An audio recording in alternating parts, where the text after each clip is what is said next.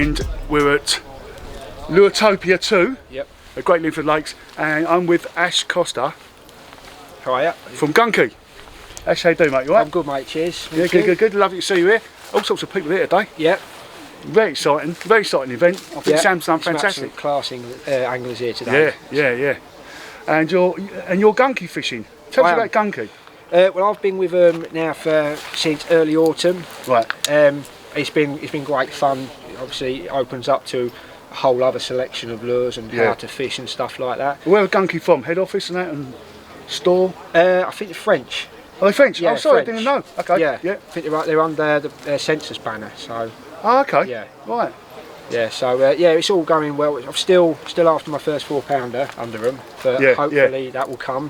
When you say 4-pounder, is that what's that, pike? Perch. Sorry. Oh, it's perch. Yeah. No, all of my fishing is pretty much around perch anyway. Yeah, I do catch pike quite a lot by mistake. Okay. But that is the one fish that I target pretty much year round. 4-pound perch is a big fish, man. He's a big fish, yeah. Rivers, canals, lakes? Drains and rivers. Drains and rivers. Yeah, I've the tough way. The tough way. They are tough. I've got a few lakes in mind for close season. Right. But I've not done a lot of fishing on them. It's just the big fish in there are more rumours than anything else. So we'll see if that comes with anything. If you've seen a photo, you know it's true maybe, but if you've not even seen a photo, there's no photo either. No, there's fish in there, but whether they go to them sizes, time will tell. Time will tell, that's right, yeah. So, I mean, if you're going out tomorrow, and you've got 3 hours spare in the afternoon, what perch lure are you going to take?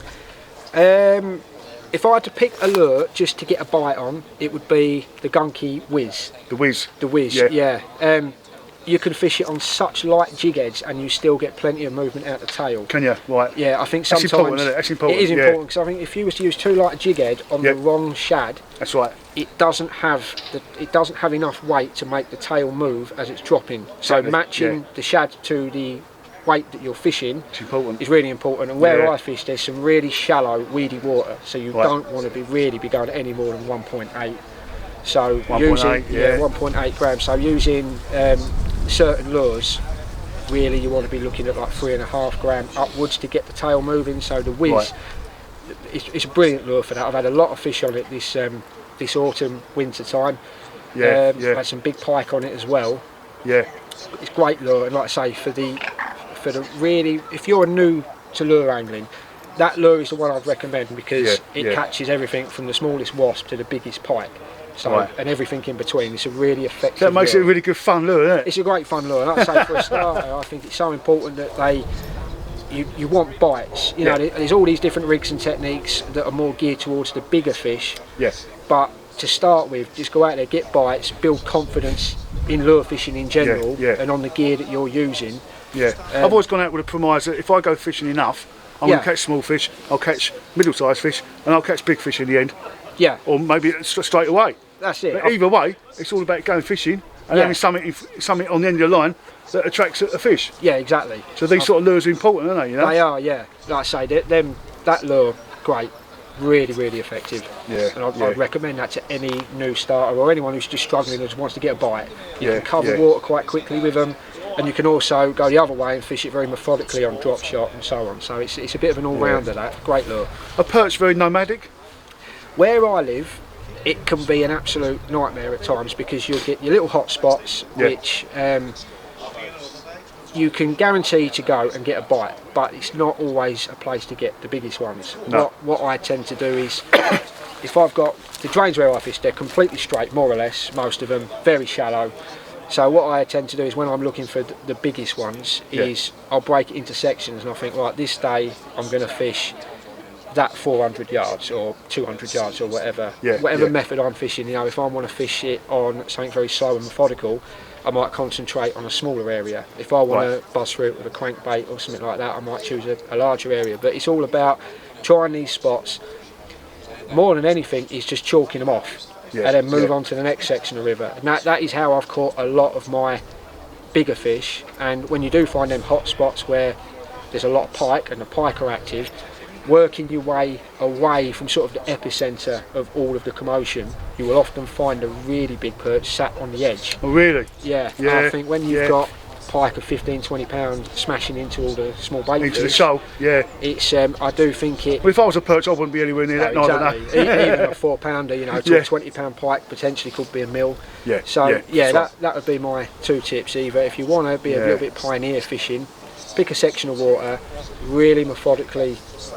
Just search that whole area. If you get a bite, great, you're on some fish. If not, chalk it off, go on to the next section, and then that is where you can do an entire drain or a section of river. Yeah. And at least you know in the back of your mind, I've given that the best shot I can. That's really interesting, actually. Rather than just having half hour here, there's no fish here, it's rubbish. You know, sometimes even using really effective cold water methods like suspending crankbaits, twitch baits, things like that. Sometimes it's those really slow, methodical methods, Ned rigging and so on, that can really pick out those extra fish that you might not have got by fishing something a bit quicker. So it's time consuming. It's not for everyone because, like I say, there's times where there's one occasion that I can think of that I had a week off work, targeted one section of water. Right. I had 2 bites all week, but they were both 4-pound fish. So it's fishing, it's that kind of thing. Do you want to put the time in to get the reward? And that's what a lot of my fishing has been. Yeah, I think that's a problem for possibly a lot of people who don't put enough time in. Yeah, there's no substitute. And then get frustrated at the results. There's no substitute, is there? No, there isn't. At the end of the day, you can go the best lures, the best rigs, know how to fish everything, but it's time on the bank that equals more fish at the end of the day. That's how it is. Yeah, that's right. So what's your aims and inspirations going forward? The first one is I've not had a 4-pounder for gunky yet. That is my immediate aim, and I hope to do that before the end of the season. Really hope. That one first, and then going into the close season, because all the waters around me will then shut for 3 months. That's right. I might look to do when the bass move in into shore. I might look at doing some fishing for those. I will be. 100%. 100% going for bass. So that'll be a bit of a learning curve for me. That's it. And trying to pick apart some of the lakes around my way, hoping that they're not just rumours and there are some big perch in there. Otherwise it's going to be a long 3 months, I think. You always wait and dream of the river season opening up again, don't you? I think it does create that buzz and excitement, doesn't it, when the river season pops up again? I think going into the next season in the summer, it'll be back on the top water, but trying to perfect certain techniques where hook-up ratio might not be quite what I want. Just trying a few different things to get more fish on the bank, basically. And what, you were saying earlier to me when we was having a chat about top water lures for perch, which I found really interesting. When you're fishing in an area which has got lots of weed in it, and it doesn't matter what you try, you're just fouling up the weed all the time. Even traditional surface baits. And we've all been there. We've all been there in the summer. Even that, you're hooking lily pads, you're hooking floating weed, and so on. Using a floating fluke or some kind of a floating soft plastic, just rig weightless. It's the closest thing you're ever going to get to a completely weedless presentation. And that fished around weed and structure and that is crazy. Like I say, my biggest top water fish came off doing that in the summer, which was 4 pound 4. Who'd have thought top water perching? Absolutely. Who'd have thought? Which is an absolute monster. You never really associate perch, do you, with top water? No, and I think it will get bigger and bigger. I think as perch fishing has come on so far in a fairly short space of time, and I think top water fishing is the next one to sort of progress and advance, because it's such a fun way of catching. Do you only see top water in the summer? Mostly. There is times where it's early autumn, you will still get them. I have tried it. The temperatures are there, but you need the temperatures to get the fish up in the water. I have tried it in the winter when there's been fish smashing fry off the top.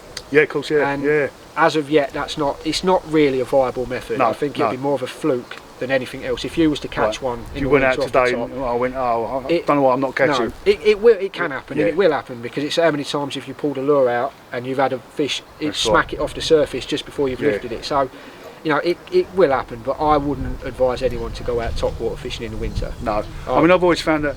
I mean, I watched some underwater angling on a video once. It's quite old now, I suppose. But it proved that perch were the first visitors to your bait. And they always come for a nose, have a quick, you know. Yeah, they're a very inquisitive fish. Very, yeah. You know, the amount of you always expect bites quick, didn't you? Yeah. The perch. Yeah. As one, it was actually the fish that switched me over from pike to perch fishing.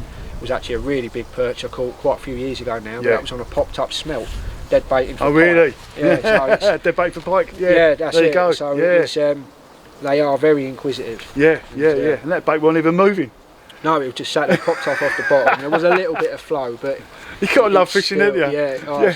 What did you think when a big I perch thought when popped I up? hooked it, because I was after a big pike, and as soon as I set the hook, I was like, have a jack. You have a jack, yeah. And then when that comes to it, my legs just literally give way. And I was like, don't come off.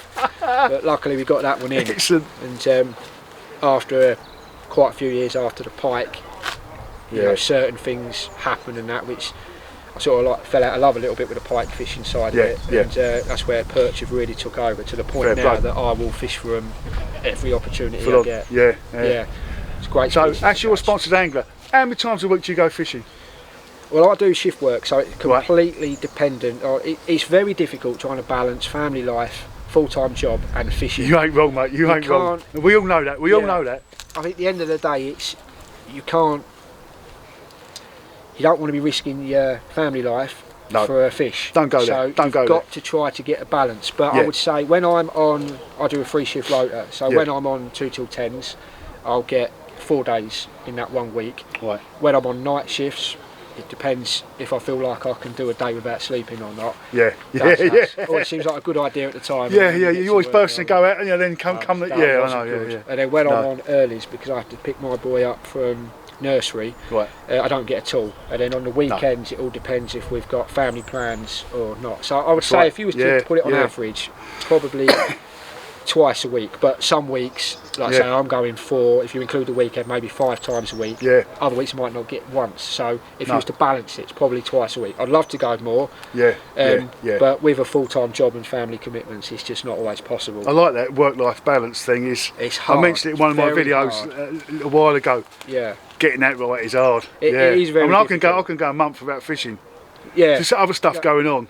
That's even running a YouTube channel, and you think it's like everyone else is putting up videos every 3 or 4 days from any sort of subject. Yeah. Fishing is like, hold on a minute, you know. That's the thing. It's like I say, you don't want to be risking your family life for it, and it'd be great if you didn't have to work, but you need to work to fund your fishing. So it's exactly. You have to be realistic about fishing. It is hard to. At the same time, you do need to get out. Yeah, it is hard to get the balance. Yeah. But like I say, my missus, she's. How long are your fishing days? Again, that is completely dependent. Sometimes it's 2 hours. Other times I might get 6 hours. It's very rare that I go from first light to last light.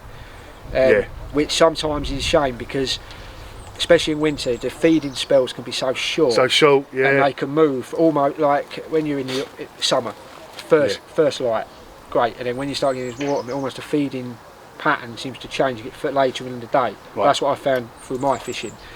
So sometimes when you're on it in the morning and you're thinking in the back of your head, I've got to go home in an hour, but in 2 hours I think I could be on it. So that, I know. I've thought that so many times. Yeah, that's. But like I say, it's, family's got to come first. 100%. But then fishing very close after. It's very close. But my missus is quite understanding with it, but I would still like to get out a little bit more. Now, did I spot some lures in your hand? I did, yeah. What's going on here? This one's the boomer. Oh, the boomer. It's a bladed jig. Oh, a little blade on it. I love a blade. I rigged this one with a Peps soft plastic shad. One thing with chatterbait fishing, bladed jig fishing, which I've not seen many people do, and it's when you rig the shad upside down, the tail matches the blade much better, because that blade up the front, when that's moving from side to side, it causes a lot of water movement, and basically when you rig that the right way up, the tail doesn't catch the water quite right, so you've got the blade going like that at the front and the tail at the back is going much slower, and it looks odd. When you rig it upside down, you've got the bigger part of the tail facing up, and it catches the water a lot better. So when you do that, the whole thing is a lot more even. It looks a lot better in the water because it moves with the blade rather than slower. If that makes sense. It does look saucy. I'm going to tell you now, it does look saucy to me. That it was last year was the first year. Did you have many pike on it as well? Yeah, this year we went for I thought so. Last year it's the first time that I'd put any time into chatterbaits. My first cast, I had a really big perch. Yeah. I had 2 that day, and I can't remember if it was. It's always that first cast, isn't it? Yeah. Well, yeah, exactly. There was one I had that was 314, and I had a 4. I can't remember which one of the 2 came on that one, but it was one of them. And in the very next cast, I had a big pike on it as well. So 2 casts on that. And I thought, I found a wonder bait here. Yeah. You can have a touch on it for the rest of the season. But I put a lot more time and effort into fishing chatterbaits or bladed jigs. Yeah. In the summer and autumn. Yeah. And they have put that particular one, just fishing it slightly different. I think a really good way, even in cold water, is let it sink and then just lift it off the bottom. But you only want to lift it so you feel that blade move, maybe even 4 or 5 times, and then let it sink again. That's got to be lifted obviously quick enough for that blade to move. But that's the good thing with a boomer. Yeah. It takes such little effort to get the blade right, okay. going. So you can keep it in the same spot almost. Yeah. And get that movement. One of the problems with bladed jigs is some of them you have to retrieve a fair way before the blade starts moving. That's instant. Yeah. It is absolutely cracking one. That is. I would recommend that for anyone. A good thing about bladed jig, it does seem to pick out the above average perch. Right. It does catch you an unbelievable amount of pike. Yeah. Which, depending on your preference, that could be a good thing or a bad thing. That's right. Yeah. In the autumn, I think it was at 5 sessions I had about 40 odd pike on it. It was it was mental. Like, bear in mind I'm not fishing for them, but it got to a point where I was actually trying to target them because it was just great fun on Yeah. It's just rude not to sometimes, isn't it? Yeah, that's it. But I think you just have to remember with these, they're not just a cast and retrieve bait. Yeah. You know, power fishing it, then letting it sink. Yeah. One other tip I will give you these: if you're fishing a weedy water, using maybe like a crankbait rod with it, something that's a bit more moderate in action and power, with fluorocarbon as a main line instead of braid, because what will often happen is when that gets hung up in weed and you give it that slight pull, when you're fishing a stiff rod with braid, if you've got a fish following that, it's gone. It pulls it too quick, too far. There's no stretch in the whole system. There's no stretch. The lure's gone, and then you miss out on that fish. So if you use a sort of more moderate powered rod, with even a mono, but I prefer fluorocarbon. It loads the rod up, and it's sort of more of like a slow catapult. Got it. Yeah. And it's often with these, and same with crankbaits as well. It's often that sudden burst of movement, and it's that fish that's behind it. But I don't want to miss out on that. No. And it gives it that little bit more of a chance. Because they just can't help themselves, can they, Ash? No, they can't help themselves. No. That flash, that movement. I think low and slow with perch fishing is a lot of people's go-to, but the other way works equally as well. You know, it does. Power, you know, speed fishing, just the occasional pulls, and then when you start. How many years have people been using spinners? Exactly. And smashing it. That's it. I think it's that fishing quick, and you get like an inquisitive fish will follow the lure. Pulls it for a split second, and then burn it in again. And it's almost like that fish is, I don't want to miss out on this. And you've got to have that pulse. You've got to have the pulls, definitely. Sometimes not like if you're fishing an head rig, not like for seconds, but just literally stop winding and then go again. Just really split second pulls, just to give that fish that chance. I see a lot of learners going out lure angling and casting and retrieve straight back, and then casting somewhere else and retrieve straight back with no pauses. That's the thing. You might be fishing the right lure, the right colour, the right everything, but just fishing it just too quick. Slow it down a bit. Pause. That's what I mean. I personally, especially with crankbaits, I love fishing them quick, pausing and then fishing them quick again. I don't fish them very often where I'm just like methodically. But when you're pausing, they're floating up. And then it's down again and up. Yeah, that's it. I mean, they rise and fall. Yeah, that's it. Excellent. Ash, thanks ever so much. Lovely to meet you. Yeah, you too, mate. Cheers. Pleasure. Good luck.